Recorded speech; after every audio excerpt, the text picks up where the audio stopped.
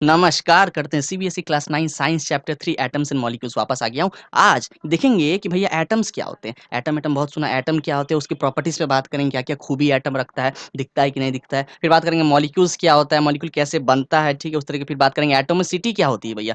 Atomicity का भी बहुत रहता है डाउट, एटॉमिसिटी के ऊपर बात करेंगे। फिर देखेंगे एटॉमिक मास क्या होती है, बहुत चीज़ कवर करेंगे। इसको स्टार्ट करते हैं और देखते हैं। पहले समझते हैं कि एटम क्या है। देखो एटम स्मॉलेस्ट पार्टिकल है एक एलिमेंट का, जो कि विच में मे और मे नॉट एग्जिस्ट इंडिपेंडेंटली। तो पहले आप समझो, जैसे हमने बात किया था कि मैटर मैटर क्या है कि हर वो चीज जो स्पेस ऑक्यूपाई करे और जिसका एक फिक्स्ड मास हो, वो मैटर कहलाती है ना। हमने तीन टाइप के मैटर देखे थे, सॉलिड, लिक्विड और गैस। और आपने क्या देखा था कि हर एक मैटर जो है छोटे छोटे पार्टिकल से मिलकर बना होता है। हमने देखा था कि सॉलिड के अंदर जो पार्टिकल्स होते हैं वो काफी पास पास होते हैं, क्लोजली पैक्ड। जो लिक्विड में थोड़े से दूर होते हैं और गैस में तो भैया बहुत दूर दूर होते हैं। तो वो जो पार्टिकल्स की वहाँ बात कर रहे थे कि particle arrangement, particle arrangement, particle arrangement, तो जो पार्टिकल अरेंजमेंट था बेसिकली वो एटम्स ही थे।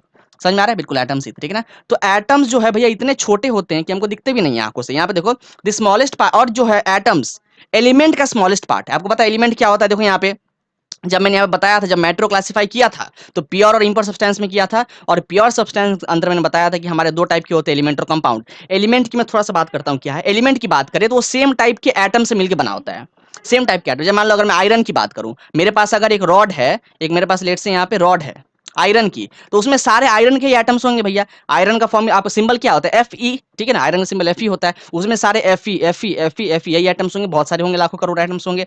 या अगर बात करें कि हमारे एक मॉलिक्यूल बन रहा है और वो मॉलिक्यूल सेम टाइप के एटम से बन रहा है, तो भी वो एलिमेंट कहलाता है भैया। जैसे बात करें अगर जैसे ऑक्सीजन, मेरे पास अगर कंटेनर में ऑक्सीजन गैस ट्रैप्ड है, उसमें सारे आपके O2 क्यों बोल रहा हूँ? क्योंकि आपके ऑक्सीजन पता है कि डाई एटमिक फॉर्म में एग्जिस्ट करता है नेचर में। तो सारे आपके जो ऑक्सीजन ट्रैप कर रखा है आपने कंटेनर में, उसमें O2 ये मॉलिक्यूल्स होंगे। तो O2 मतलब क्या कि मतलब दो ऑक्सीजन एटम कंबाइंड है, तभी तो भैया O2 बनाया। ये एक मॉलिक्यूल है, O2 एक मॉलिक्यूल है। चूंकि आपको पता है कि एक से ज्यादा एटम जब इकट्ठे आते हैं तो मॉलिक्यूल बनाते हैं वो, ठीक है। तो कहने का मतलब आप क्या देख रहे हो एलिमेंट में कि सेम टाइप के एटम है, या अगर मॉलिक्यूल भी बन रहा है तो सेम टाइप के एटम के कॉम्बिनेशन से ही बनता है। ये कहलाता है एलिमेंट। और कंपाउंड आपको पता है, कंपाउंड में क्या है कि दो या दो से ज्यादा अलग अलग एलिमेंट कंबाइन करते हैं। जैसे अगर बात करें वाटर की, पानी की, H2O, इसका वाटर का फॉर्मूला क्या होता है? H2O। तो उसमें क्या देखते हो कि हाइड्रोजन और ऑक्सीजन, हाइड्रोजन एक एलिमेंट है, ऑक्सीजन एक एलिमेंट है, वो दोनों जो है केमिकली कंबाइंड रहते हैं। तब क्या देख रहे हो, दो एलिमेंट जो है फिक्स्ड प्रोपोर्शन में कंबाइंड है, तब जाके कंपाउंड बना। तो कंपाउंड के केस में क्या है भाई, अलग अलग एलिमेंट कंबाइन करते हैं, है ना। दो या दो से ज्यादा भी कंबाइन कर सकते हैं, लेकिन एलिमेंट के केस में बात करें तो सेम टाइप के एटम होते, चाहे वो मॉलिक्यूल ही क्यों ना बना रहा हो। समझ में आ रहा है बात? तो वही हमने बताया कि आपने क्या देखा कि एटम जो है किसी भी एलिमेंट का स्मॉलेस्ट पार्ट है। बिल्कुल, जैसे मैंने आयरन की बात की, आयरन का रॉड है हमारे पास, तो उसमें Fe, तो ये Fe क्या है? एटम्स ही तो है ना। एलिमेंट का स्मॉलेस्ट पार्ट क्या है? अगर आयरन एलिमेंट की बात करें तो उसका स्मॉलेस्ट एटम क्या हो गया? Fe, है ना। और बोल रहे हैं कि ये जो एटम्स है दे मे और may not exist independently. Independently मतलब अपने ऊपर बिना किसी के सहारे के भी एग्जिस्ट कर सकते हैं, या उनके एग्जिस्टेंस के लिए दूसरे की जरूरत पड़ेगी, ये बोला जा रहा है, ठीक है। यहाँ पर देखो, जैसे यहाँ पर अगर मैं आपको पिक्चर दिखाऊं, यहाँ पे देखो, जैसे अभी हम बात करेंगे कि एटम्स जो है दो तरीके से एग्जिस्ट करती है। एक तो कंबाइंड स्टेट में, एक होता है फ्री स्टेट में। वो देखने को है, अभी आगे बताएंगे जस्ट। तो थोड़ा सा यहाँ पे और देख लो। और क्या होता है, एटम्स हमारे केमिकल रिएक्शन में पार्ट लेते हैं। जब भी कोई केमिकल रिएक्शन हो रहा होता है तो एटम कंबाइन करते हैं भैया। जैसे फॉर एग्जांपल अगर मैं वाटर की फॉर्मेशन की बात करूं, पानी कैसे बन रहा होता है, तो होता क्या है कि हाइड्रोजन गैस, है ना, जो हाइड्रोजन गैस होती है और जो हमारी ऑक्सीजन गैस होती है, वो दोनों भैया कंबाइन करते हैं और तब जाके हमारा H2O बनता है। समझ में आ रहा है? तो देखो हमारा हाइड्रोजन क्या है? एटम है बेसिकली। H2 तो हमारा H2 क्या है? मॉलिक्यूल है, और इसमें दो हाइड्रोजन कंबाइंड है। ये जो H2 लिखा है वो एक मॉलिक्यूल है हाइड्रोजन का, जिसमें दो हाइड्रोजन एटम कंबाइंड है। और ये हमारे पास एक मॉलिक्यूल है ऑक्सीजन का, जिसमें जिसमें दो ऑक्सीजन एटम कंबाइंड है। और ये हमारे पास एक मॉलिक्यूल है वाटर का, जिसमें अभी आप देख रहे हो कि दो हाइड्रोजन एक ऑक्सीजन है। समझ में आ रहा है? तो इस तरीके से क्या होता है कि आपने देखा कि केमिकल रिएक्शन जब भी हो रहा है तो हमारे एटम्स उसमें पार्टिसिपेट करते हैं। अब बात करते हैं कि एटम की एग्जिस्टेंस की, किस किस तरीके से आपको नेचर में एटम देखने को मिल सकता है। दो ही तरीके से भैया, एक तो या तो कंबाइंड स्टेट में या फ्री स्टेट में। कंबाइंड मतलब क्या, उनकी एग्जिस्टेंस के लिए दूसरे की जरूरत पड़ेगी, या तो वो दूसरा सेम टाइप का हो सकता है या वो दूसरा अलग टाइप का भी हो सकता है। समझ में आ रहा है? जैसे बात करें, जैसे हमारा यहाँ पे एग्जाम्पल दे रखा है, देखो कंबाइंड स्टेट की। तो यहाँ पे बात करें सेम एलिमेंट हो सकता है। सेम एलिमेंट मतलब क्या कि उस एलिमेंट में सारे एटम्स भैया सेम टाइप के होंगे। जैसे बात करते हैं ना ऑक्सीजन की, अगर मेरे पास ऑक्सीजन ट्रैप्ड है कंटेनर में, उसमें सारे O2 यही होंगे। तो O2 मतलब क्या कि दो ऑक्सीजन एटम कंबाइन करके एक O2 मॉलिक्यूल बनाया। समझ में आ रहा है? तब क्या देख रहे हो कि यहाँ पे एटम कंबाइन कर रहे हैं। जैसे O2 की बात करें, दो ऑक्सीजन एटम कंबाइन किया है, तो कंबाइन स्टेट में उस तरीके से यहाँ पे लिखा है Br2। ये कैपिटल कर दिया, ऑल्दो कैपिटल होता नहीं है। बेसिकली क्या करते हैं, जब भी हम किसी का सिंबल लिखते हैं किसी एलिमेंट का, तो फर्स्ट अल्फाबेट कैपिटल होता है, सेकंड अल्फाबेट स्मॉल होता है। ये बताएंगे आगे चल के जब रूल दिखाएंगे अभी। तो ये बेसिकली ऐसा होता है Br2, ऐसा दिखता है। इसको Br को क्या बोलते हैं? ब्रोमीन बोलते हैं, ठीक है। ब्रोमीन हमारी। अब देखो Br2 में क्या है, हमारे दो ब्रोमीन के एटम कंबाइन कर रहे हैं तब जाके एक ब्रोमीन का मॉलिक्यूल बन रहा है जो कि Br2 है। यहाँ पे भी जो है हमारे जो है एटम्स कंबाइन कर रहे हैं, या अगर हो सकता है यहाँ पे आपने क्या दिया कि सेम टाइप के एटम कंबाइन कर रहे हैं, हो सकता है जो एटम कंबाइन कर रहे हो वो सेम टाइप के ना हो। जैसे आप देखो CO2 की बात करें तो CO2 एक क्या है, एक मॉलिक्यूल है, कार्बन डाइऑक्साइड के एक मॉलिक्यूल, और उस मॉलिक्यूल में देखो आपके दो अलग अलग एटम्स है, एक तो आपको कार्बन देखने को मिल रहा है और दूसरा आपको ऑक्सीजन देखने को मिल रहा है, दो अलग अलग टाइप के एटम्स आपको देखने को मिल रहे हैं, तो ऐसा भी हो सकता है। ठीक है, तो कंबाइन स्टेट में जो एटम एग्जिस्ट कर रहा है तो हो सकता है कि अपने ही जैसे किसी के साथ कंबाइन कर ले, या अपने से किसी दूसरे के साथ कंबाइन करके वो स्टेट को फॉर्म करे। समझ में आ रहा है? या हो सकता है कि हमारी एटम फ्री स्टेट में एग्जिस्ट करे। एटम हमारी फ्री स्टेट में मतलब उनको जो है उनकी एग्जिस्टेंट इंडिपेंडेंट है भैया, उनको एग्जिस्ट करने के लिए किसकी जरूरत नहीं है। जैसे बात करें जितने हमारे मेटल्स होते हैं ना, जितने ही metal, sodium, aluminium, magnesium, calcium, जितने भी हमारे मेटल्स होते हैं वो सारे फ्री स्टेट में एग्जिस्ट करते हैं। ठीक है, जैसे अगर बात करें सोडियम की, उसका सिंबल क्या होता है Na। अगर बात करें मैग्नीशियम की जो कि एक मेटल है उसका सिंबल होता है Mg। अगर बात करें एल्यूमिनियम की, वो एक मेटल है, उसका सिंबल होता है Al। तो देख रहे हो ये Na क्या है, एक सोडियम का एटम, Mg की बात करें एक मैग्नीशियम का एटम, Al की बात करें एक एल्यूमिनियम का एटम। तो देखो एल्यूमिनियम जो है इंडिपेंडेंटली एग्जिस्ट कर रहा है, ऐसा तो नहीं कि मैंने Al2 लिखा या मैंने Mg2 लिखा या Na2 लिखा, नहीं, इंडिपेंडेंटली लिखा। क्यों? क्योंकि वो इंडिपेंडेंटली एग्जिस्ट कर सकते हैं, ये मेटल्स की बात करें, लेकिन नॉन मेटल्स इंडिपेंडेंटली भैया एग्जिस्ट नहीं करते हैं। वो या तो आपके डाई एटमिक होंगे, ट्राई एटमिक, पॉली एटमिक, आगे देखने को है, टेंशन मतलब सब बताएंगे। ठीक है, अब देखो यहाँ पे तो जैसे फ्री स्टेट की बात करें तो एक तो हमने देखा कि भैया मेटल हमारे फ्री स्टेट में एग्जिस्ट कर सकते हैं, क्या और भी कुछ ऐसा है कि हमारे एग्जिस्ट कर सकते हैं? देखो अभी टोटल अगर बात करें ओवरऑल पीरियोडिक टेबल आपको पता होगा, पीरियोडिक टेबल में क्या है कि जितने भी एलिमेंट्स नोन है अभी तक वो सब वहां पे लिस्टेड है। तो अभी तक क्या है, फिलहाल 118 एलिमेंट लिस्टेड है। अगर आप पीरियोडिक टेबल देखे होगे तो पीरियोडिक टेबल में क्या है 118 एलिमेंट्स अलग अलग टाइप के लिस्टेड है। ठीक है, तो उन 118 एलिमेंट्स में से कुछ हमारे नोबल गैसेस भी होते हैं भैया। नोबल गैस क्या होता है, एक नोबल गैसेस ऐसे गैस हैं जो किसी के साथ रिएक्ट नहीं करते, अनरिएक्टिव होते हैं भैया, है ना। रिएक्ट क्यों नहीं करता, इसके पीछे रीजन होता है, क्योंकि इनका जो है आउटर शेल वो कंप्लीटली फिल्ड होता है। आपको समझ में नहीं आएगा अभी शेल क्या है, आगे बताएंगे चल के शेल वगैरह क्या होती है। अभी बस इतना पकड़ो बात मोटा मोटा कि जो नोबल गैस होते हैं उनके आउटर शेल कंप्लीटली फील्ड होते हैं इलेक्ट्रॉन से। ठीक है, तो हमारे जैसे नोबल गैस का एग्जांपल दिया हीलियम, हीलियम का सिंबल क्या होता है He। नियॉन की बात करें जो कि नोबल गैस, उसका सिंबल क्या है, नियॉन का Ne। आर्गन की बात करें तो होता है Ar, क्रिप्टन की बात करें तो Kr। तो अब क्या देख रहे हो, ये सारे हमारे ऐसे एटम्स है जो कि बेसिकली क्या नोबल गैस के एटम्स है जो इंडिपेंडेंटली एग्जिस्ट कर रहा है। और देखो दे आर केमिकली अनरिएक्टिव, आपके नोबल गैसेस किसी के साथ रिएक्ट नहीं करेंगे, ना ही बेस के साथ, ना ही एटम के साथ, ना ही बेस, ना ही एसिड, ना ही आपका मेटल, नॉन मेटल, किसी के साथ भी रिएक्ट नहीं करेंगे, आपके ये अनरिएक्टिव होते हैं भैया। ठीक है ना, आगे देखते हैं। तो हमने एटम की एग्जिस्टेंस देखी कि कंबाइंड और फ्री स्टेट में हमारे एटम एग्जिस्ट कर सकते हैं। थोड़ा प्रॉपर्टीज पे भी बात कर लेते हैं भैया, सोनियो मजा आ जाएगा। तो देखो प्रॉपर्टीज देखते हैं एटम से क्या क्या खूबी एटम होल्ड करता है, कि भैया किसी भी चीज को एटम बोलने के लिए उसमें क्या क्या खूबी होनी चाहिए, है ना। तो atoms are very very small in size. Atom भैया इतने छोटे होते हैं ना कि आंखों से तो छोड़ो, नेकेड आई से आपको माइक्रोस्कोप से जूम इन करने पे भी नहीं दिखेगा कितने छोटे होते हैं। हाँ, एटम्स बहुत छोटे होते हैं, नहीं दिखते ही नहीं है भाई, इतने छोटे होते हैं। ये देखो जो एटम की साइज होती है, बेसिकली जो साइज होता है एटम का उसको हम एटमिक रेडियस बोलते हैं। कि अगर हम बात करें कि एटम का रेडियस कितना होता है भैया, आपको पता है रेडियस क्या होता है? मानो मैंने एक सर्कल बनाया, एक ऐसा सर्कल बनाया, तो यहाँ से लेके यहाँ तक का डिस्टेंस जो होगा सेंटर से लेके उसके बाउंड्री को टच कर रहा होगा एक लाइन, तो वो कहलाता है रेडियस। तो अगर एटमिक रेडियस की बात करें किसी भी एटम का तो वो बहुत छोटा होता है, कि कोई सा भी एटम की बात करें वो 10⁻⁻10 10⁻12 तक जाता है। 10⁻10 नहीं बोल रहे हैं, मैं 10 लाख या 10 करोड़, है ना, या 100 करोड़, इसकी बात नहीं कर रहा हूँ। 10 लाख करोड़ टाइम्स कम, है ना, 100 करोड़ टाइम्स कम, इसकी बात कर रहा हूँ, क्योंकि माइनस में गया है पावर, 10⁻10 बोल रहा हूँ, 10⁻12 बोल रहा हूँ, 10 लाख 100 लाख, तो 10 लाख 100 लाख टाइम कम, इतना छोटा एटम का साइज होता है। समझ में आ रहा है? बहुत कम होता है एटम का साइज, इसलिए तो आंखों से तो छोड़ा आपको माइक्रोस्कोप से नहीं दिखता है भैया, है ना। यहाँ पे देखो जो एटम का रेडियस होता है उसको बेसिकली हम क्या करते हैं, नैनोमीटर्स में रिप्रेजेंट करते हैं। नैनोमीटर, अगर बात करें रिलेशन मीटर की और नैनोमीटर की, तो एक मीटर जो है वो 10⁻9 नैनोमीटर्स के बराबर है। समझ में आ रहा है? एक नैनोमीटर यहाँ पर लिख के दिखाऊं तो एक मीटर जो हमारी होती है वो 10⁻9 नैनोमीटर के बराबर होती है। समझ में आ रहा है? मतलब क्या दिख रहे हो कि आपके यहाँ पे 10 करोड़, एक मीटर आपके 10 करोड़ नैनोमीटर के बराबर होता है। और जो आपका एटमिक रेडियस है उसको नैनोमीटर में मेजर करते हैं। अब मत सोचा कि नैनोमीटर बहुत बड़ा यूनिट है, बहुत छोटा यूनिट है। मतलब मीटर खुद में ही छोटा है और नैनोमीटर तो भैया और छोटा हो गया, है ना। मीटर खुद में ही एक छोटा यूनिट है, उसकी एक मीटर की बात करें तो एक मीटर मतलब क्या, 100 सेंटीमीटर। 100 सेंटीमीटर कितना होगा भैया, मुश्किल से यहाँ से यहाँ आपका जो है ज्यादा लंबा नहीं होगा, बहुत छोटा होगा, 100 सेंटीमीटर ज्यादा बड़ा नहीं होता है। समझ में आ रहा है? आपने स्केल देखा है, जो हमारी स्केल आती है मेजरिंग स्केल 10 सेंटीमीटर की होती है भैया, 10-15 सेंटीमीटर की, उस तरीके से 100 का देख लो, ज्यादा बड़ा नहीं होगा। तो आप देख रहे हो कि मीटर ही छोटा है इतना, और जो आपकी नैनोमीटर है वो तो 10 करोड़ टाइम छोटा है मीटर से। आपकी जो नैनोमीटर है वो 1 मीटर से 10 करोड़ टाइम छोटा है। तो सोचो एटम कितना छोटा होगा, मतलब दिखेगा ही नहीं, समझ में आ रहा है। सबसे छोटे एटम की बात करें, एटम तो खुद ही छोटा है, और एटम भी तो बहुत टाइप के होते हैं भैया। एटम बहुत टाइप के होते हैं, अलग अलग, जैसे मैंने बताया ना कि हमारे पीरियोडिक टेबल में 118 एटम्स लिस्टेड है, अलग अलग टाइप्स के होते हैं। सबसे छोटे एटम की बात करें कौन सा होता है, तो हमारा हाइड्रोजन है ना। आपको पीरियोडिक टेबल में सबसे पहले हाइड्रोजन देखने को मिलेगा, इतना छोटा है भैया। उसके देखो रेडियस यहाँ पे दी हुई है 0.037 नैनोमीटर, इतना छोटा है कि भूल ही जाओ देखना। 0.03 नैनोमीटर, मीटर भी नहीं, नैनोमीटर, समझ में आ रहा है। आगे बढ़ते हैं। अब देखो यहाँ पे, अब बात करते हैं कि एटम एटम एटम कर तो रहे, एटम किस चीज से बना है, किस चीज से तो बना होगा भैया, कंपोजिशन क्या है उसकी। तो एटम में आपको स्ट्रक्चर दिखाएंगे एटम का, और एटम में 3 चीजें होती है, अभी बात करेंगे उसके ऊपर। एक होता है हमारा इलेक्ट्रॉन, दूसरा होता है प्रोटॉन, और तीसरा होता है न्यूट्रॉन।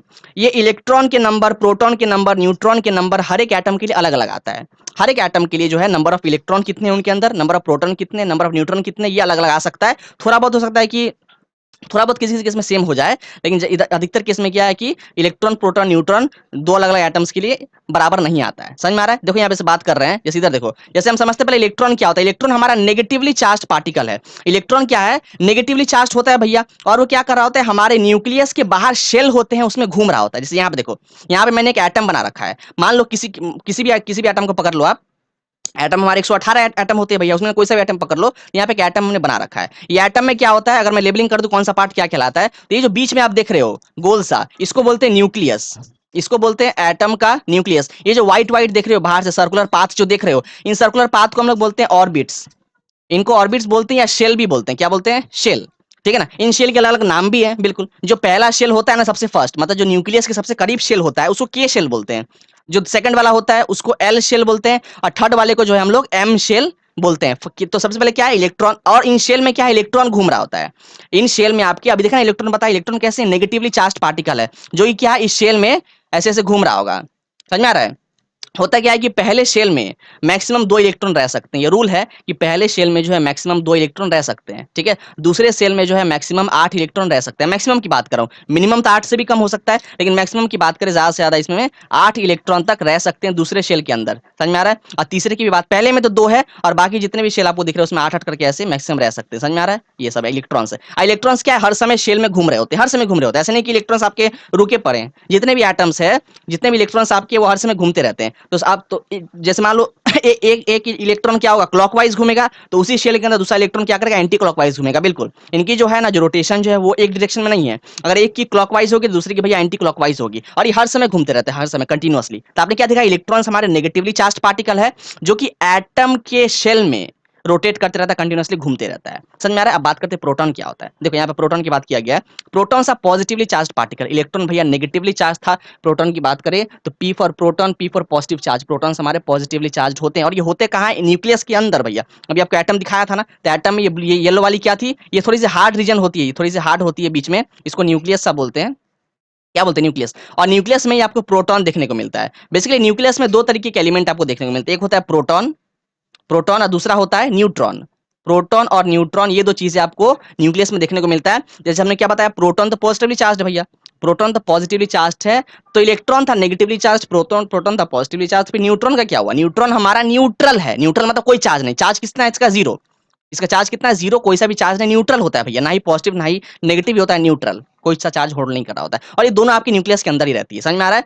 प्रोटॉन और न्यूट्रॉन दोनों अंदर ही होती है। प्रोटॉन और न्यूट्रॉन इकट्ठे क्या कहलाते हैं, न्यूक्लियॉन्स। ठीक है ना। हो सकता है आपके एनसीईआरटी में टर्म दिया हो, तो एनसीईआरटी में न्यूक्लियॉन्स न्यूक्लियॉन्स लोग पढ़ते हैं। न्यूक्लियॉन्स क्या होता है, प्रोटॉन्स और न्यूट्रॉन इकट्ठे न्यूक्लियॉन्स कहलाते हैं। समझ में आ रहा है। चलो आगे बढ़ते हैं। तो हमने सब कुछ देख लिया। अब देखो होता है क्या ना, अगर एक नॉर्मली एक एटम की बात करें, जैसे मान लो मैंने आपको क्या बताया कि एक एटम है, उसके अंदर न्यूक्लियस है, उसके बाहर शेल है, शेल में इलेक्ट्रॉन्स घूम रहे, शेल में इलेक्ट्रॉन्स घूम रहे, इलेक्ट्रॉन्स घूम रहे। तो होता क्या है ना, अगर एक अगर एक न्यूट्रल एटम की बात करें, एक नॉर्मली एटम है मेरे पास भैया, न्यूट्रल एटम है, चार्ज नहीं है।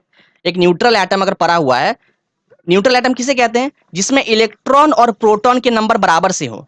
आप खुद बताओ, आपने क्या देखा कि एटम के अंदर इलेक्ट्रॉन भी है जो कि नेगेटिवली चार्ज है, और एटम के अंदर प्रोटॉन भी है जो कि पॉजिटिवली चार्ज है। तो मैं ओवरऑल बात करूं कि एटम की चार्ज क्या है, इलेक्ट्रॉन प्रोटॉन समझ में आ गया, एटम की चार्ज क्या है। तो अगर इलेक्ट्रॉन के नंबर और प्रोटॉन के नंबर बराबर हो, एक एटम के अंदर, तो एटम हमारा न्यूट्रल होगा भैया, एटम होगा न्यूट्रल। लेकिन अगर उसी केस में लेट से अगर क्या हो जाए, अगर प्रोटॉन की नंबर इलेक्ट्रॉन से ज्यादा हो जाए या इलेक्ट्रॉन का नंबर प्रोटॉन से ज्यादा हो जाए, तो उस केस में हमारा एटम जो है वो चार्ज हो जाता है, तो उस चार्ज एटम को ही बोलते हैं आयन। बिल्कुल, उसी चार्ज एटम को क्या बोलते हैं, आयन। अगर एटम में इलेक्ट्रॉन से ज्यादा हो जाए प्रोटॉन, या प्रोटॉन नंबर से ज्यादा हो जाए इलेक्ट्रॉन का नंबर, तो उस केस में वो बन जाता है आयन।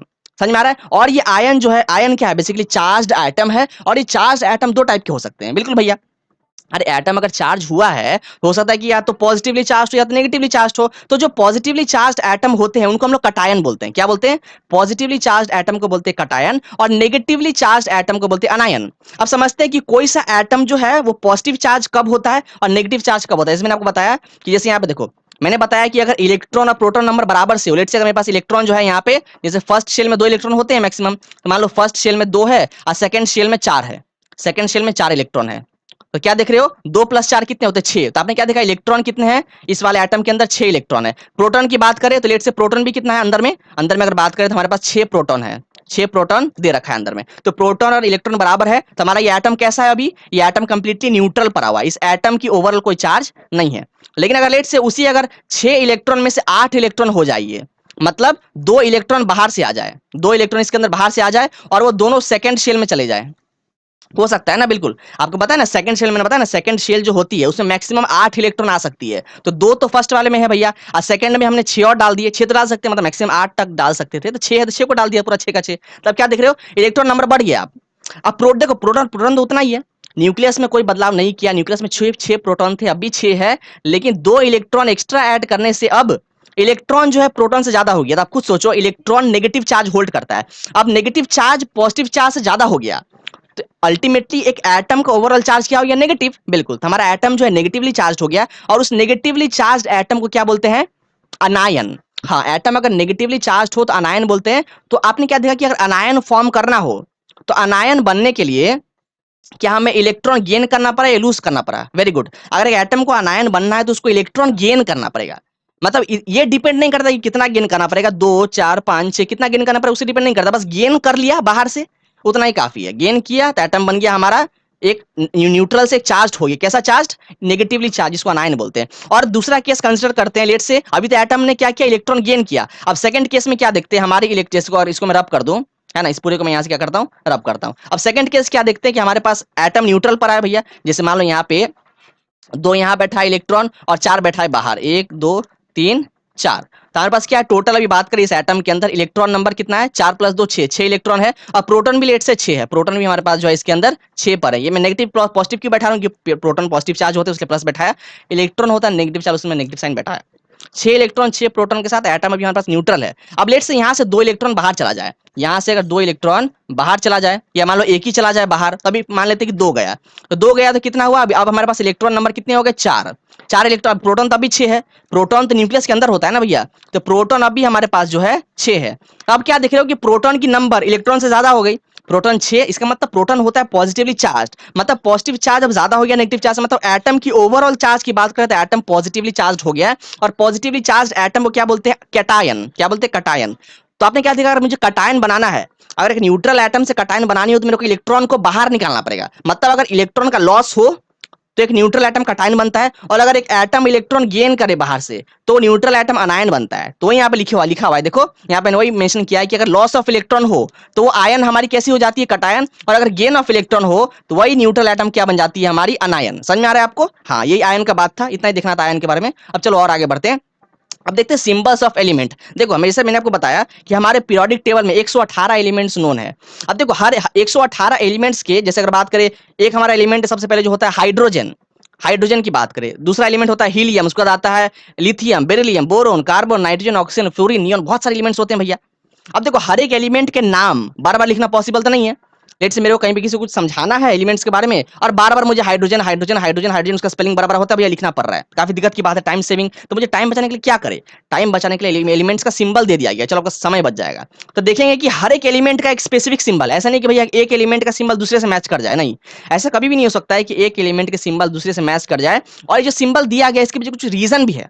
ऐसा नहीं कि भैया रैंडमली सिंबल दे दिया, सिंबल देने के पीछे कुछ साइंस भी लगा है, देखते हैं वो क्या है। चलो यहाँ पे देखो, तो यहाँ पे कुछ एलिमेंट्स के नाम लिखे, देखो कार्बन, हाइड्रोजन, बोरोन, ये सब क्या है, कुछ कुछ आपके एलिमेंट्स है जो कि आपके नेचर में एग्जिस्ट करते हैं। जैसे बात करें नेचर में आपके 118 एलिमेंट्स अभी तक नोन है, मतलब हो सकता है और भी हो, लेकिन डिस्कवर कितने हुए 118 कि 118 अभी जो है साइंटिस्ट की नजर में आए हैं, हो सकता है आगे चल के और भी नजर आ जाए भैया। और जाहिर सी बात है, केमिस्ट्री है तो भैया नया नया कुछ डिस्कवर होते ही रहेगा, होता रहेगा ना, बिल्कुल होता रहेगा। देखो अब देखो यहाँ पे, तो कार्बन की बात करें, तो जब कार्बन एटम का नेमिंग करना था भैया कि उसका सिंबल को क्या नाम दे, तो उस समय सोचा गया कि चलो काम करते हैं कि पहला लेटर है ना, पहला जो अल्फाबेट उसको ले लेते हैं। तो यहाँ पे देखो कार्बन का सी उठाया गया, हाइड्रोजन का ये देखो एच उठाया गया, बोरोन का बी उठाया गया, ऑक्सीजन का ओ। तो मतलब क्या देख रहे हो, नाइट्रोजन, आयोडीन, फ्लोरीन, बोरोन, इन सब का सिंबल बताने के लिए इनका पहला अल्फाबेट उठाया गया है ना। और अब याद रखो, जब भी हम इनके जब सिंबल की रिप्रेजेंटेशन करेंगे तो हमेशा कैपिटल में लिखना। ऐसे नहीं आपको कार्बन का सिंबल लिखना है तो स्मॉल सी लिख दिया, या हाइड्रोजन का लिखना है तो आपने स्मॉल एच लिख दिया, नहीं, हमेशा जब भी सिंबल आप लिखो तो जो पहला अल्फाबेट होता है हमेशा कैपिटल होता है। तो क्या देखा आपने कि पहला साइंस क्या लगा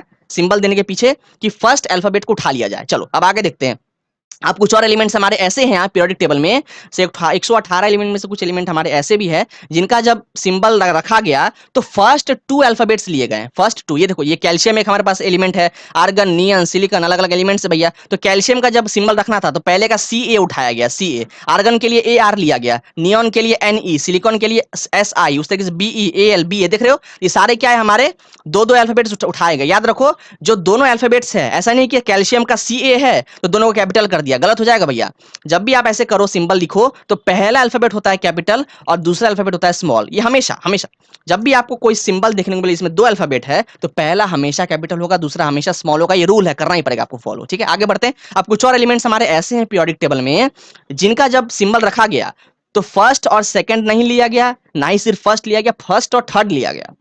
देखो आप बोलोगे कि सर फर्स्ट और सेकंड क्यों नहीं लिया गया, देखो फर्स्ट और सेकंड ले लेते ना तो हो सकता है किसी और से ये मैच कर जाता, किसी और एलिमेंट से मैच कर जाता, ठीक है, समझ में आ रहा है। उस तरीके से क्या है कि फर्स्ट और सेकंड, जैसे यहाँ पे देखो, जैसे यहाँ पे देखो मैंगनीज की बात करें तो मैंगनीज में पहले एम ए आ रहा है और मैग्नीशियम में भी एम ए आ रहा है। तो आप खुद सोचो, अगर मेरे को इन दोनों के एलिमेंट का सिंबल रखना पड़ता, दोनों को ले लेते भैया, फर्स्ट 2 अल्फाबेट तो गलत हो जाता ना, इसका भी एम ए इसका भी एम ए, तो किसको समझते भैया कि एम ए अगर दिया है तो क्या वो मैग्नीशियम है कि मैंगनीज, दिक्कत हो जाता है। इसलिए क्या है कि अब नामकरण करने के लिए हमने फर्स्ट 2 को नहीं उठाया, फर्स्ट और थर्ड के उठाया। ये देखो एम और यहाँ से उठाया गया एन तो ये बन गया एम एन, यहाँ से उठाया गया फर्स्ट और थर्ड एम जी तो बन गया ये एम जी, इसका उठाया गया जेड और एन तो हो गया जिंक, इसका उठाया गया सी और आर तो हो गया क्रोमियम।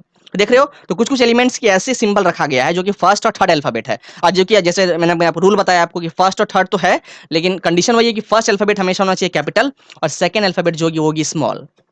बात समझ में आया, आगे बढ़ते हैं। अब कुछ हमारे एलिमेंट्स ऐसे भी है पीरियोडिक टेबल में जिसका ना ही फर्स्ट अल्फाबेट लिया गया, ना ही फर्स्ट 2, ना ही फर्स्ट और थर्ड।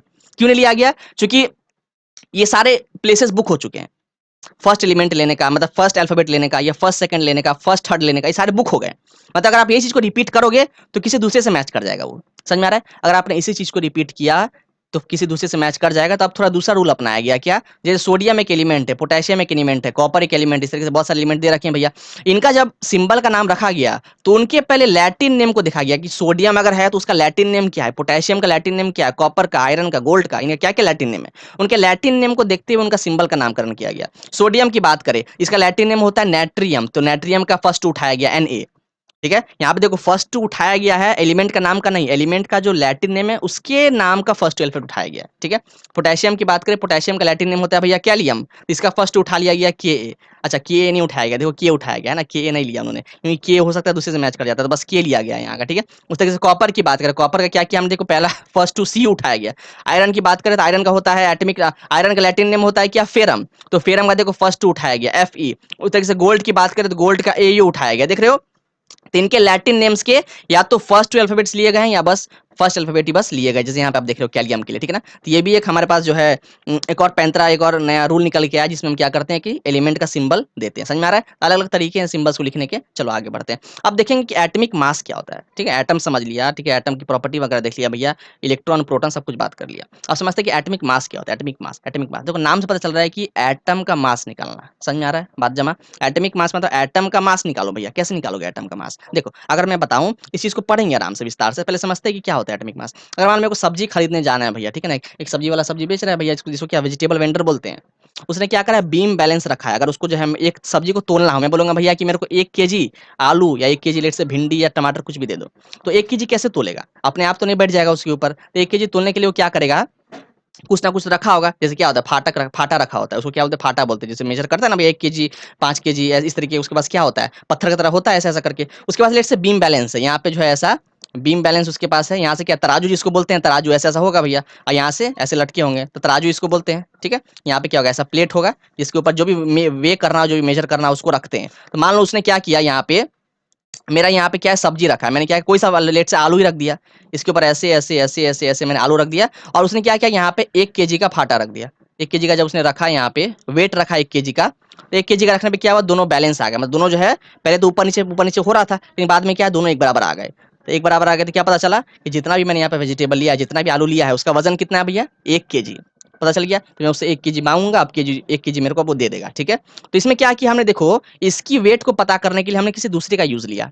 इसका वेट पता करना था, हमने किसी दूसरे का रेफरेंस लिया। इसको बोलते हैं, इसकी जो मास निकली है, अब इसके मास को बोलेंगे रिलेटिव मास। क्या बोलेंगे, रिलेटिव मास। क्यों बोला रिलेटिव मास, क्योंकि इसके मास को किसी दूसरे ऑब्जेक्ट से रिलेट किया गया। समझ में आ रहा है। और जिस ऑब्जेक्ट से रिलेट किया गया, जैसे यहाँ पे फाटा फाटा से रिलेट किया गया था, जिस ऑब्जेक्ट से रिलेट किया जाता है उसको बोलते हैं स्टैंडर्ड यूनिट।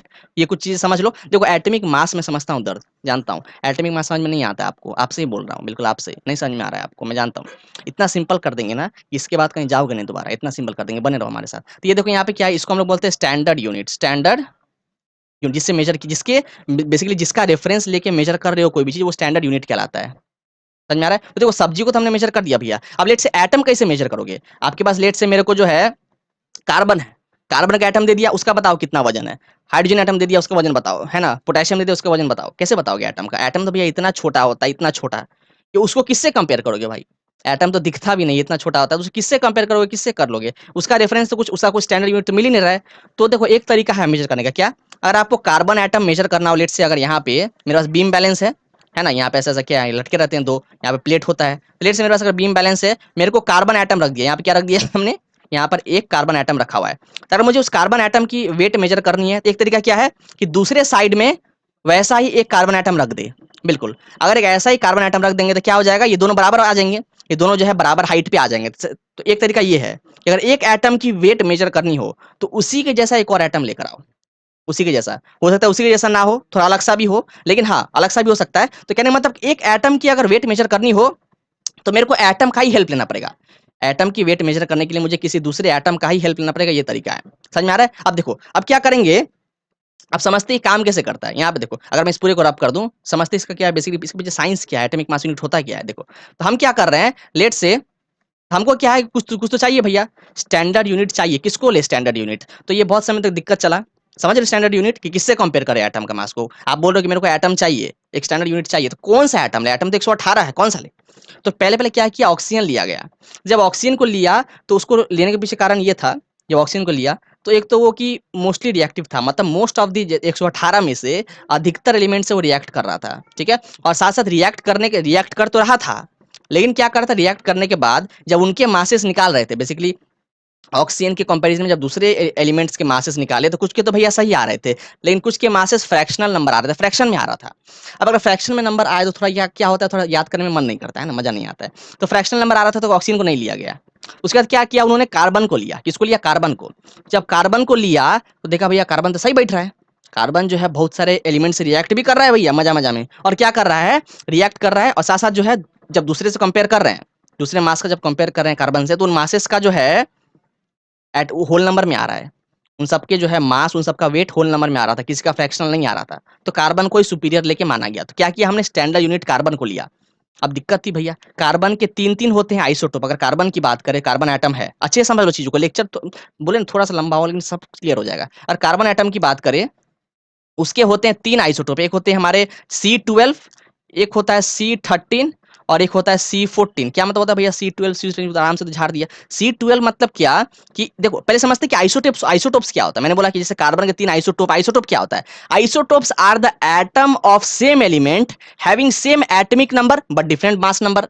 नहीं आया भैया समझ में, नहीं आया, मैं जानता हूँ। देखो आइसोटोप्स क्या है, उसी एलिमेंट के, जैसे हमारा ये कार्बन एक एलिमेंट है, तो कार्बन एलिमेंट के वैसे एटम्स, ये सब क्या है, कार्बन एटम, कार्बन एलिमेंट के एटम्स है, तो कार्बन एलिमेंट के वैसे एटम्स जिन सब का एटॉमिक नंबर तो सेम होता है लेकिन मास नंबर अलग होता है।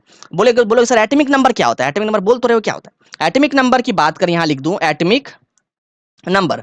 एटॉमिक नंबर जो होता है वो प्रोटॉन और इलेक्ट्रॉन का समेशन होता है। किसका समेशन होता है, प्रोटॉन और इलेक्ट्रॉन का। समझ में आ रहा है, समेशन होता है क्या, नहीं समेशन नहीं होता है। इसको बेसिकली एटॉमिक नंबर क्या होता है, ये बराबर होता है या तो प्रोटॉन की या इलेक्ट्रॉन की। बेसिकली अगर न्यूट्रल एटम की बात करें, आपका अगर एक एटम न्यूट्रल है, आपको पता है ना, न्यूट्रल एटम में जितने प्रोटॉन होते हैं उतने इलेक्ट्रॉन होते हैं। तो या तो मैं ऐसे बोल दूं कि एटॉमिक नंबर जो है वो प्रोटॉन के नंबर पे डिपेंड कर रहा है, या ऐसे बोल सकते हैं कि एटॉमिक नंबर जो है वो इलेक्ट्रॉन के नंबर पे डिपेंड कर रहा है। ये किसके लिए बात कर रहे हैं, आयन के लिए नहीं, एक न्यूट्रल एटम के लिए। समझ में आ रहा है। अगर बात करें मास नंबर क्या होता है, अगर मास नंबर की बात करें तो मास नंबर होता है प्रोटॉन प्लस न्यूट्रॉन। बिल्कुल। तो आप क्या देख रहे हो, मैंने क्या बोला कि जो हमारे आइसोटोप्स है भैया, बेसिकली ये जो कार्बन एलिमेंट के जो एटम्स है C12 C13 C14, इन सब का एटॉमिक नंबर सेम होगा। एटॉमिक नंबर सेम मतलब क्या, कि इन सारे में प्रोटॉन नंबर सेम होगा। बात करें प्रोटॉन कितना होगा सर बता दो। कार्बन की बात करें तो कार्बन में 6 प्रोटॉन 6 इलेक्ट्रॉन होते हैं। बिल्कुल। तो C12 में बात करें या C13 में या C14 में, ये सारे आइसोटोप में जो है प्रोटॉन और इलेक्ट्रॉन बराबर से हैं। इसमें भी 6 proton 6 electron, 6 proton 6 electron, 6 proton 6 electron. तो ये तो एटॉमिक नंबर सेम हो गया, लेकिन मास नंबर अलग अलग है। कार्बन 12 में क्या है, प्रोटॉन कितना है 6, लेकिन न्यूट्रॉन कितना है 7। समझ में आ रहा है। तो 6 प्लस 7 कितना हो गया, 6 प्लस 7 हो गया 13, ये हो गया 13। अगर बात करें C13 की बात करें, इसमें कितना है मास नंबर, तो प्रोटॉन कितना था इसमें, प्रोटॉन जैसे प्रोटॉन तो भैया 6 रहने वाला है, तो प्रोटॉन रहेगा 6, लेकिन इसमें न्यूट्रॉन कितना होता है 8। तो 8 प्लस 6 कितना हो गया 14। उस तरीके से अगर इसमें बात करें तो इसमें होगा हमारे पास प्रोटॉन 6 और न्यूट्रॉन कितने होंगे 9, तो 6 प्लस 9 कितने हो जाएंगे 15। तब क्या देख रहे हो, कि सबका एटॉमिक नंबर तो सेम था भैया, सारे में जो है हमारे इलेक्ट्रॉन या प्रोटॉन नंबर सेम था, लेकिन जब प्रोटॉन और न्यूट्रॉन का इकट्ठे जब मास पता किया तो तीनों के इसमें अलग अलग आ रहा है। स्वाभाविक भी है, आइसोटोप के लिए जो है मास नंबर अलग अलग आता है। तो इन तीनों में से किसको लिया गया, फिर कार्बन के 3 3 आइसोटोप है, तो किसको स्टैंडर्ड यूनिट लिया गया, तो C12 को लिया गया, C12 को। इसके पीछे थोड़ा बहुत रीजन है, उसको समझना जरूरी नहीं है हमको। बेसिकली देखो जितना लेक्चर में उतना ही समझते हैं, अगर बहुत कुछ बताएंगे तो समय लग जाएगा, काफी लेक्चर बड़ा बन जाएगा। ठीक है, बस इतना ही समझो कि कार्बन के C12 आइसोटोप को लिया गया एज अ स्टैंडर्ड यूनिट, कि भैया आप हो और आप ही के रिस्पेक्ट में दूसरे का जितना भी एटम्स 118 होते हैं भैया, 118 में से आप तो एक निकल ही गए, बाकी जितने भी बचे उन सारे का आप ही के रेफरेंस से मेजर होगा। ठीक है, रिक्स लोगे ना, बिल्कुल कार्बन 12 बोला बिल्कुल रिक्स लेंगे। अब समझते हैं, चलो। तो देखो अब यहाँ से मेन मुद्दा शुरू होता है। अब इसको आप कर दो पूरे को, ये समझ गए, चलो। अब देखो यहाँ से तो क्या करा हमने, लेट से एक बीम बैलेंस है हमारे पास, बीम बैलेंस अच्छे से समझो। अब यहाँ से रियल असली मुद्दा यहाँ से शुरू होगा। ठीक है, अभी तक जो बता रहे थे वो तो ऊपर ऊपर का था, अब असली मुद्दा शुरू हो रहा है। एक बीम बैलेंस अगर हमारे पास है यहाँ पे, और लेट से मैंने क्या किया, C12 जो आइसोटोप है उसका एक एटम रख दिया। क्या बोला भैया, जो C12 है, जो जो हमारे पास C12 आइसोटोप है उसका एक एटम यहाँ पे रखा हुआ है, C12 आइसोटोप का एक एटम। तो क्या होगा, अगर मैं दूसरे साइड भी क्या करूं, C12 आइसोटोप का एक एटम रख दूं, तो दोनों बराबर हो जाएगा भैया। यहाँ भी C12 का एटम, यहाँ भी C12 का एटम, दोनों का एक एक एटम है, तो बीम बैलेंस बराबर है। एक तरीका ये है। अगर लेट से एक और तरीका बताया कि बीम बैलेंस को बराबर करना है, तो क्या करेंगे, एक तरीका ये है कि मैं क्या करूं, जैसे यहाँ पे ये बीम बैलेंस था हमारे पास, तो एक साइड क्या है, यहाँ पे बीम बैलेंस बना दे, तो एक साइड हमारे पास जो है C12 जो आइसोटोप उसका एक एटम है ना, जो C12 आइसोटोप है उसके एक एटम है यहाँ पे C12 का, ये C12। और यहाँ पे क्या करे, अब यहाँ पे क्या कर रहे हैं, जो C12 का एटम था उसका 12 इक्वल पीस कर दिए। यहाँ से असली मुद्दा शुरू हो रहा है, शुरू क्या करेंगे, 12 इक्वल पार्ट्स कर दिए। तो 1 2 3 4 इस तरीके से ऐसा ऐसा ऐसा करके 12 इक्वल पार्ट्स। ऐसा नहीं कि भैया एक छोटा है एक बड़ा है, ऐसा नहीं है, सब बराबर से, सब बराबर पार्ट में जो है काटा गया। तो 12 इक्वल पार्ट करे गए किसके, C12 आइसोटोप का जो एक एटम है उसका 12 इक्वल पार्ट किया गया। देखो अब भी बीम बैलेंस बराबर होगा, ऐसा नहीं कि भैया एक जो है नीचे एक ऊपर है, ऐसा नहीं, क्योंकि दोनों का भी तो मास तो बराबर होगा। जितना C12 का वजन होगा भैया उतना अभी भी इसके भी होंगे, क्योंकि है तो उसी का चीज ना। 12 पार्ट भले कर दिए, 12 पार्ट कर दो या 20 पार्ट कर दो, 100 पार्ट कर दो, है तब भी वो C12 भी, जितना इसका वजन होगा उतना यहाँ पे भी होगा। तो हमने क्या किया, अभी 12 पार्ट फाइनली यहाँ पे किया। तो मैं यहाँ पे क्या बोल सकता हूँ कि जो यहाँ पे मास होगा, मैं इसको ऐसा बोल सकता हूँ अभी फिलहाल के लिए, कि mass of one atom of C12 isotope. तो यहाँ जो C12 आइसोटोप का एक एटम है उसका मास कितने के बराबर होगा, 12 यूनिट्स ऑफ, अच्छे समझो ये बहुत इंपॉर्टेंट है, 12 यूनिट्स ऑफ कार्बन 12 आइसोटोप। तो बेसिकली जो कार्बन 12 एटम है उसका मैंने यहाँ पे 12 पार्ट किया, तो मैं अल्टीमेटली ये भी बोल सकता हूँ ना कि जो हमारे पास कार्बन 12 आइसोटोप जो है उसका एक एटम का मास वो बराबर होगा 12 यूनिट ऑफ कार्बन 12 आइसोटोप। समझ रहे हो बात भैया? हाँ बिल्कुल, बात जम रहा है इतना तक, बात जम रहा है ना? अब देखो समझ में आ जाएगा पूरा अच्छे से, मैं गारंटी दे रहा हूँ। एटॉमिक मास यूनिट मैं जानता हूँ दिक्कत होता है बहुत तक, इसलिए मैं कर रहा हूँ लेक्चर, बहुत मेरे को रिक्वेस्ट आया। अच्छे से समझ लो चीजों को, थोड़ा बड़ा होगा लेकिन समझा देंगे अच्छे से। अब देखो यहाँ पे अब क्या कर रहे हैं, अब समझो, इसको मैं रब कर दूं। हाँ, अब देखो अब क्या करते हैं इधर, जैसे मैं क्या कर रहा हूँ, मैंने क्या किया, लेट से अब एक एटम लिया। कौन सा एटम लिया? लेट से मैंने सोडियम ले लिया। चलो, आज जैसे 118 एलिमेंट रोल है, उस 118 एलिमेंट में से मैंने क्या किया, सोडियम एलिमेंट को ले लिया। चलो, तो मैंने क्या किया, इस बीम बैलेंस में जो है एक तरफ मैंने क्या किया, सोडियम, यहाँ पे सोडियम का सिंबल क्या होता है, Na। सोडियम का होता है Na भैया। सोडियम का मैंने एक एटम लिया, सोडियम एलिमेंट का एक एटम लिया। और इस तरफ मैंने क्या किया, वही जो 12 पीसेस थे ना, जो कार्बन 12 आइसोटोप का जो एटम है, उसको काट काट के क्या किए, तो उसके 12 पीस किए थे। उस 12 पीस को मैंने क्या किया, इसके ऊपर रख दिया। इसके ऊपर वही 12 पीस जो है, अच्छे से मैं यहाँ पे कलर चेंज कर दूं, तो ऐसा ऐसा ऐसा करके 12 पीस मैंने, लेट से मैं काउंट नहीं कर रहा हूँ, ठीक है, इस जज मत करना लेक्चर वीडियो को, मैं बेसिकली काउंट नहीं कर रहा, ऐसे रैंडमली डाल दिया। मान लो 12 पीसेस मैंने यहाँ पे डाल दिए। तो 12 पीसेस डालने पे क्या देखा गया कि कार्बन का इसका वजन थोड़ा ज्यादा था तो नीचे झुक गया। बेसिकली बीम बैलेंस जो है ना, 12 पीस डालने से अब भी नीचे था।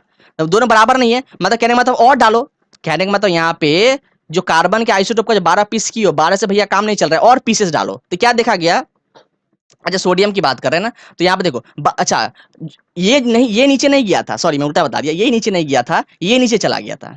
ये वाला जो है ना पार्ट, ये वाला आपका, ये नीचे झुक गया था। तो इससे क्या देखा गया कि ये भारी है सोडियम से, तो यहाँ से हटाना पड़ेगा। तो हमने क्या किया, एक बॉल हटा दिया यहाँ से, जो है हमने एक हटा दिया। कार्बन 12 आइसोटोप का जो 12 पार्ट किया, उसमें से एक पार्ट को गायब कर दिया। कितने बचे, 11। तो यहाँ पे 11 पार्ट है। अब यहाँ पे कितना है हमारे पास, 11 यूनिट्स होंगे। किसके, कार्बन 12 के 11 यूनिट्स है। जब 11 यूनिट्स बचा तब जाके देखा गया कि अच्छा दोनों बैलेंस आ गए। बिल्कुल, जब 11 यूनिट्स आया तो देखा सोडियम और ये दोनों बैलेंस कर गए भैया। और देखते हैं जरा, और देखते हैं जरा, तो फिर और हमने क्या किया, फिर एक और एग्जांपल लेते हैं। ऐसा ही बीम बैलेंस था हमारे पास, तो क्या देखा गया, बीम बैलेंस के इस तरफ, बीम बैलेंस की इस तरफ लेट से हमने क्या किया, जो हमारे पास ऑक्सीजन एलिमेंट है, ऑक्सीजन एलिमेंट में बहुत सारे एटम्स होंगे भैया, उसमें से एक एटम निकाले। ऑक्सीजन एलिमेंट का एक एटम हमने यहाँ पर रख दिया। चलो, ये हमारे पास क्या है, ऑक्सीजन एटम है ना। और दूसरी तरफ हमने क्या किया, दूसरी तरफ उस तरीके से ही हमने क्या है, 12 रखे थे, 12 रखे थे यहाँ पे। तो 12 रखने पे क्या देखा गया, 12 जब यहाँ पे रखोगे ना, जो आपने 12 पीसेस है, तो ये झुक जाएगा नीचे, ये पार्ट नीचे झुक जाएगा। तो कुछ कम करना पड़ेगा, कम करना पड़ेगा, कम करना पड़ेगा। तो कितना देखा गया कि यहाँ पे 8 पीसेस होंगे। कितने, ऐसे ऐसे करके आपके, ऐसे ऐसे ऐसे करके भैया 8 पीस होगा। तो जब 8 पीस था, जब 12 यूनिट्स था कार्बन 12 का, तब देखा गया कि दोनों बराबर आ गए। यहाँ पे क्या रखा हुआ है, यहाँ पे रखा हुआ है आपका ऑक्सीजन का एटम।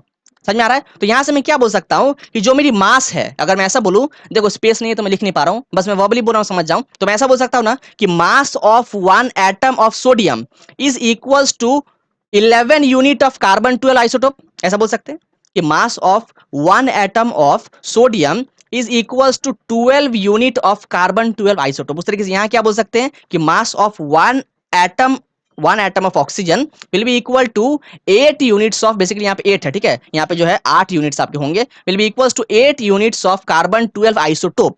समझ में आ रहा है बात? अब क्या देखा गया, 8 यूनिट्स 11 यूनिट, ठीक है। अब इस चीज को थोड़ा कंटिन्यू करते हैं, और इसको कंटिन्यू करते हैं। इसको देखने के लिए कुछ एक और चीज समझ लो, यहाँ पे एक और चीज समझ लो, वो हम समझते हैं कि एटॉमिक मास यूनिट क्या होता है। थोड़ा उसको समझ लो, उसको फिर देखेंगे पीछे। एटॉमिक मास यूनिट क्या होता है, जैसे मान लो एटॉमिक मास यूनिट जो है, एक एटम के वजन को रिप्रेजेंट करने का एक यूनिट है। इस मान मेरे को सब्जी का वजन बताना हो, कितना है भैया, तो बोलोगे इतना ग्राम है, इतना केजी है। समझ में आ रहा है? अगर मेरे को बोलना है कि मैं यहाँ से यहाँ चल के गया है, तो डिस्टेंस की बात करें, लंबाई की बात करें, उसकी यूनिट क्या होती है मेजर करने के लिए, किलोमीटर होगी, मीटर होगी, सेंटीमीटर, ये तो होगी भैया। उस तरीके से अगर एटम की मास बतानी हो तो कैसे बताओगे? तो एटम की जो एटॉमिक मास होती है उसको हम लोग बोलते हैं एटॉमिक मास यूनिट, या सिंपली इसको बोलते हैं U for unified mass. U for unified mass. अब यू क्या होता है समझो, जैसे आपने क्या किया था, बहुत आसान आसान है, समझो। जैसे हमने क्या किया था, हमारे पास एक साइड क्या था, एक साइड हमारे पास कार्बन 12 का आइसोटोप था, कार्बन 12 का आइसोटोप एक साइड था, और दूसरे साइड हमने क्या किया था, वही कार्बन 12 की जो आइसोटोप है उसका 12 पीस कर दिया था, ऐसे ऐसे करके, ऐसा ऐसा ऐसा कर 12 पीस कर दिया था। और दोनों हमारे बीम बैलेंस थे, है ना। 12 पीस कर दिया, यहाँ पे भी C12 आइसोटोप है, तो एक ही चीज, तो बैलेंस था, ठीक है। हमने क्या किया, 12 पीस में से अगर एक पीस की बात करें, तो 12 पीस में जो 1 यूनिट होगा, उसी को बोलते हैं हम लोग एटॉमिक मास यूनिट, या इसको बोलते हैं यू। बेसिकली वही है, यही, हाँ बिल्कुल। तो ये एटॉमिक मास यूनिट क्या है, अगर यहाँ पे डेफिनेशन लिख के दिखाऊं, तो लिखूंगा नहीं, थोड़ा सा वैसे ही बता दे रहा हूं। तो जो एटॉमिक मास यूनिट है वो क्या होता है, 1/12 of the mass of carbon 12 isotope, बिल्कुल समझ गए। तो जो हमारा एटॉमिक मास यूनिट है जिसको हम लोग क्या करते हैं अभी के समय यू बोलते हैं, अभी पहले तो पहले यूज करते थे एएमयू, लेकिन अभी के समय यू यूज करते हैं, U for unified mass, U for unified mass. तो मैं पूछूंगा यूनिफाइड मास क्या है भैया, तो यूनिफाइड मास क्या है, जो हमारे पास कार्बन 12 आइसोटोप था उसका 12th पार्ट है। 12th पार्ट मतलब क्या, 1/12, यही तो होगा ना भैया। 12 पीसेस में से एक पीस निकालता मतलब क्या, 1/12, मतलब जो कार्बन 12 का जो पूरा मास होगा इकट्ठे, उसका 1/12 पार्ट जो है वही कहलाता है एटॉमिक मास यूनिट, या बोल दो यूनिफाइड मास, वही होता है यूनिफाइड मास। समझ गए इतना, समझ में आ गया। अब यहाँ पे देखो जो यहाँ बता रहे थे, अब देखो हमने यहाँ क्या बोला था, जो सोडियम है, जो सोडियम है उसका क्या हमने बताया था, mass of one sodium atom is equal to 11 unit of carbon 12 isotope. हमने क्या देखा, जो एक यूनिट होता है, जो कार्बन 12 आइसोटोप का एक यूनिट है, उसको हम यूनिफाइड मास बोल सकते हैं। बोल सकते कि नहीं बोल सकते हैं, बोल सकते हैं ना, अरे हाँ ना बोलो, बोल सकते हैं ना। हाँ अब देखो यहाँ पे उस तरीके से यहाँ पे क्या है, हमने 11 यूनिट्स लिया है कार्बन 12 का, अल्टीमेटली मैं क्या बोल सकता हूँ, अगर मैं इसको रब कर दूं यहाँ से, ये देखो, तो मैं इसको हटा के, ये देखो इसको मैंने हटा के यहाँ क्या किया, 11 यूनिट्स के जगह मैंने यहाँ पे 11 यू लिख दिया। कर सकते हैं ना। यू क्या है, यूनिट्स, एक सिंगल यूनिट है ना, जो कार्बन जो 12 पीसेस थे उसका एक सिंगल पीस, सिंगल यूनिट है हमारा यू, जो कि यूनिफाइड मास है, इसका डेफिनेशन बताया अभी जस्ट। तो हमने ये क्या किया, 8 पीसेस ऑफ कार्बन 12 हटा के हमने यहाँ पे 8 यू लिख दिया। इसको भी मैं क्या करूँ, यहाँ से रब करके इसको पूरे को रब कर दे रहा हूँ मैं यहाँ से, हाँ, और सिंपली क्या लिख दे रहा हूँ, 8 यू। उस तरीके से यहाँ पे क्या लिख दिया, 11 यू। अब थोड़ा इसको मॉडिफाई कर दे, अब अल्टीमेटली क्या बोल सकते हैं कि जो मास है, जो सोडियम एलिमेंट है, उसके एक एटम का मास कितना होगा, 11 यू, बिल्कुल। जो ऑक्सीजन एलिमेंट है उसके एक एटम का मास कितना होगा, 8 यू, बिल्कुल समझ में आ गया। तो ऐसे निकलता है एटॉमिक मास यूनिट। अब क्लियर है ना, सही से बताओ, क्लियर है, अब समझ में आ गया। तो मैं जब भी कोई लेक्चर करता हूँ ना भैया, पूरा क्लियर करता हूँ अच्छे से, बीच में नहीं छोड़ता हूँ, आधा अधूरा बात नहीं करता हूँ, समझ में आ गया। तो ऐसे करके निकलता है एटॉमिक मास यूनिट। तो अगर मैं बात करूँ कि एटॉमिक मास यूनिट का सर डेफिनेशन दो, तभी जस्ट बताया था, फिर से बोल दे रहा हूँ, यहाँ पे देख लो आप, जो एटॉमिक मास यूनिट का डेफिनेशन है वो क्या है, यहाँ पे देखो, एटॉमिक मास यूनिट क्या है, mass of one atom of element is equal to 1/12 of the mass of and carbon 12 atom. मतलब किसी भी एलिमेंट की अगर एक एटम का मास करना हो पता, क्या बोले, अगर किसी भी एलिमेंट के एक एटम का मास पता करना हो तो आप क्या करो, कार्बन 12 आइसोटोप लो, कार्बन 12 आइसोटोप के क्या करो आप, एक एटम को, एक यूनिट को निकाल लो, तो जो एक यूनिट निकलेगा उसको क्या बोलेंगे, यूनिफाइड मास, जिसको हम लोग यू भी बोलते हैं। तो वन एटॉमिक मास यूनिट कितने के बराबर होगा, 1/12 of the mass of carbon 12 atom. आपने देखा किस तरीके से हमने जो है अलग अलग, अभी तो हमने फिलहाल दो के बताए हैं, सोडियम और ऑक्सीजन के, इस तरीके से आप सारे के निकाल सकते हो, बिल्कुल सारे के निकाल सकते हो। तो मैंने दो को बता दी, टाइम सेव करना है ना भैया, हाँ सारे के बताते हैं। अब यहाँ पे देखो कुछ यहाँ पे एग्जाम्पल दे रखे हैं, तो यहाँ पे जैसे हाइड्रोजन की बात करें, इसका एटॉमिक मास कितना आता है, यू, 1 यू, आप निकाल सकते हो उस तरीके से।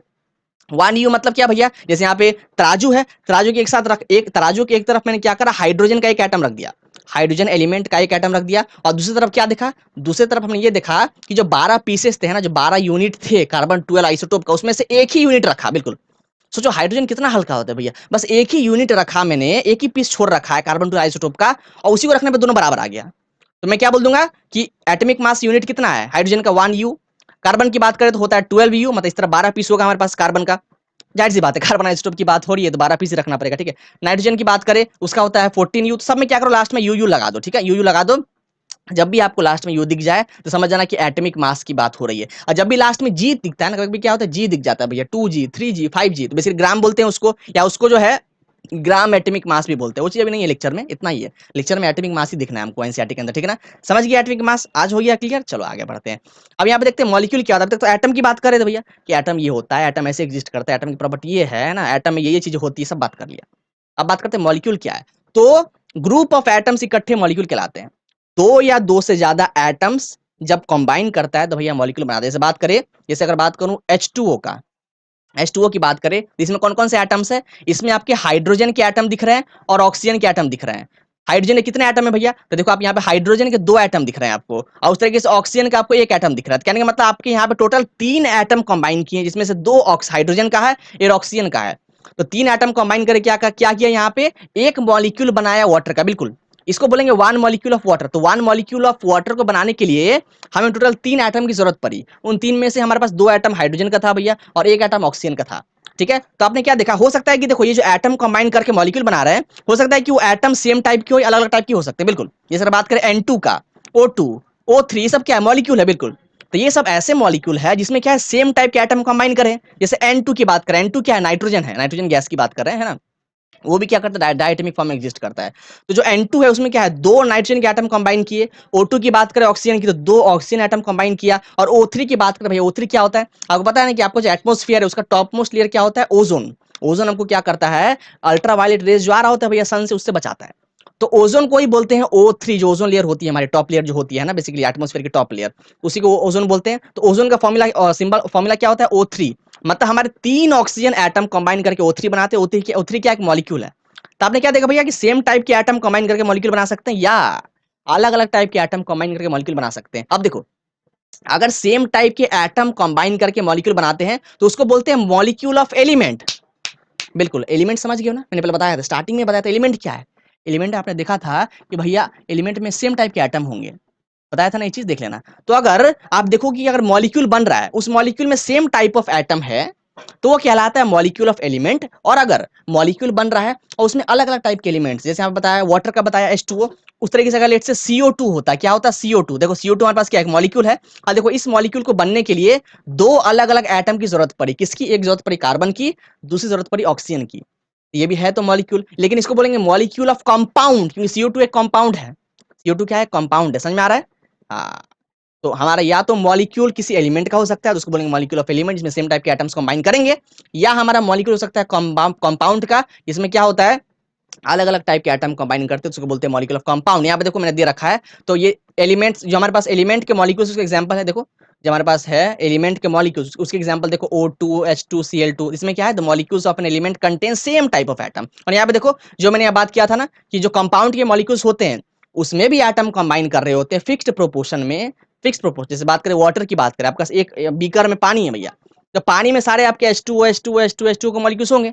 ऐसा तो नहीं किया कैसा आपको H2O यहाँ पे दिखा, कहीं पे आपको H3O दिख गया, कहीं पे HO दिख गया, ऐसा नहीं होने वाला है। सारे आपको मतलब कहने का मतलब, अगर H2O हाइड्रोजन, अगर आपका वाटर बनना है तो हाइड्रोजन और ऑक्सीजन फिक्स्ड रेशियो में कंबाइन कर रहे हैं। वो रेशियो क्या है, जैसे अगर बात करूं कि वाटर अगर बनना है तो हाइड्रोजन और ऑक्सीजन के एटम, हाइड्रोजन और ऑक्सीजन के एटम किस रेशियो में कंबाइन कर रहे हैं, तो आप बोलोगे 2:1। कैसे, देखो हाइड्रोजन के दो एटम है और ऑक्सीजन के एक एटम है, तो अल्टीमेटली 2:1 बोल सकते हैं इसको। हाँ, कि हाइड्रोजन और ऑक्सीजन के एटम्स जो है 2:1 में कंबाइन कर रहे हैं, तब हमारा पानी बन रहा है। और ये रेशियो फिक्स्ड है बिल्कुल। आप कहीं से पानी को निकालो, रेन वाटर की बात करें या ड्रेनेज वाटर की बात करें, है ना, सी वाटर की बात करें, फिर हम वेल की बात, कहीं से पानी उठा लो भैया, वहां पे जो एटम्स होंगे हाइड्रोजन और ऑक्सीजन के, वो हमेशा 2:1 रेशियो में कंबाइन करेंगे। वही यहाँ पे बोला है कि जो एटम्स होते हैं एलिमेंट्स के, वो फिक्स्ड रेशियो में कंबाइन करते हैं। और अगर एटम्स अलग अलग हो, एटम्स अगर अलग अलग हो तब वो कंबाइन कर रहे हैं, तो वो कहलाते हैं मॉलिक्यूल ऑफ कंपाउंड। है ना, बताया ना आपको कि मॉलिक्यूलर कंपाउंड क्या होता है, समझ में आ रहा है बात। तो यहाँ पे देखो H2O एग्जांपल, NH3 को बोलते हैं अमोनिया, ठीक है। बेसिकली हमको छींक क्यों आता है, अगर बगल में कोई खैनी बना रहा हो, है ना, गुटखा टोबैको वगैरह खा रहा हो, तो हमको ये छींक आ जाती है, क्यों, क्योंकि हमको वहां से अमोनिया गैस निकल रहा होता है, अमोनिया गैस से हमको छींक आ जाती है, ठीक है। उस तरह से बात करें कार्बन डाइऑक्साइड गैस की, ये भी क्या, कार्बन डाइऑक्साइड गैस भी हमारा एक मॉलिक्यूल ऑफ कंपाउंड, कंपाउंड का मॉलिक्यूल है, क्यों, चूंकि इसमें आपके अलग अलग एटम्स जो है फिक्स प्रोपोर्शन में कंबाइन कर रहे हैं। समझ में आई ये बात, बड़ा आसान था। चलो अब लास्ट टॉपिक है आज का, वो क्या, एटॉमिसिटी। एटॉमिसिटी, एटॉमिसिटी क्या होता है, एटॉमिसिटी, एटम से कुछ पता चल रहा है भैया, एटॉमिसिटी में कुछ एटम का लग रहा है बात होगा, बिल्कुल बात होगा। The number of atoms present in a molecule, तो मॉलिक्यूल में कितने एटम्स होंगे वो होगा उसका एटॉमिसिटी। फॉर एग्जांपल मैंने यहाँ पे क्या लिखा, जैसे H2O की बात करें, H2O क्या है, एक मॉलिक्यूल है, बिल्कुल, क्या कैसा है, मॉलिक्यूल ऑफ कंपाउंड, ये कंपाउंड का मॉलिक्यूल है, हाँ है तो मॉलिक्यूल, एक कंपाउंड का मॉलिक्यूल है, ठीक है। H2O में बात करें कि इसका एटॉमिसिटी कितना है भैया, तो चेक करो, दो हाइड्रोजन है यहाँ पे, प्लस यहाँ पे कितना है, यहाँ ऑक्सीजन एटम कितना है, एक ही है ना। ऑक्सीजन एटम की बात करें, यहाँ पे दो हाइड्रोजन है, यहाँ पे एक ऑक्सीजन है, कितना हो गया अल्टीमेटली 3। तो इसका एटॉमिसिटी कितना आ गया H2O का 3, बिल्कुल, एटॉमिसिटी कितना आ गया 3। उस तरीके से मैंने अगर लिखा होता, अगर मैंने लिखा होता लेट्स से NH3 लिखा होता, क्या लिखा होता, NH3 मतलब अमोनिया। तो NH3 में बात करें नाइट्रोजन कितना है, नाइट्रोजन के एक एटम है और हाइड्रोजन के 3 एटम है ना, देखो H3 मतलब हाइड्रोजन के 3 एटम, अल्टीमेटली कितना हो गया 3 + 1 4। तो इसका आंसर आया फोर्थ में, क्या बोलूंगा कि अमोनिया की एटॉमिसिटी कितनी है 4। समझ में आ गया। तो एटॉमिसिटी होता है कि नंबर ऑफ एटम्स कितने प्रेजेंट है किसी मॉलिक्यूल के अंदर, ही होता है उसका एटॉमिसिटी। नोबल गैसेस की बात करें भैया, नोबल गैसेस जो होते हैं ना, नोबल गैसेस देखा हमने कि ऐसे गैसेस जो जो अद्भुत से गैस है भैया। ये ऐसा गैस नहीं है कि कार्बन डाइऑक्साइड ऑक्सीजन ऐसा वाली नहीं है, ये कार्बन डाइऑक्साइड ऑक्सीजन इनका भी बाप है, ये किसी से कंबाइन नहीं करते, किसी के साथ रिएक्ट नहीं करते हैं। इनकी जो है ना एटॉमिसिटी 1 होती है। आपने क्या देखा कि हीलियम एक हमारा नोबल गैस है, आर्गन एक नोबल गैस है, फिर आपने देखा क्रिप्टॉन, जेनॉन, सब ये सब क्या नोबल गैसेस थे। इनमें क्या है, देखो एक ही एटम है ना। हीलियम का बात करें उसका सिंबल होता है He, नियॉन का बात करें तो Ne, क्रिप्टॉन की बात करें तो Kr। देखो सब में तो एक ही एटम है, सब में तो आपका एक ही एटम है ना, 1 1 1, सारे में एक एटम है, तो इसका चूंकि एक एटम है तो उसलिए इसका एटॉमिसिटी कितना हो गया 1। ऑक्सीजन की बात करें तो आपको पता है ऑक्सीजन हमेशा डाई एटमिक फॉर्म में एग्जिस्ट करता है, मतलब ऑक्सीजन हमेशा जो है, अगर आपको ऑक्सीजन बनाना है तो ऑक्सीजन बनाने के लिए हमेशा 2 ऑक्सीजन के एटम कंबाइन करेंगे। आप लोग इस हमने तो O3 भी देखा, तो वो ओजोन है, मतलब ओजोन बनाने के लिए 3 ऑक्सीजन कंबाइन करेंगे, लेकिन ऑक्सीजन बनाना है तो 2 ऑक्सीजन एटम कंबाइन करते हैं, ठीक है।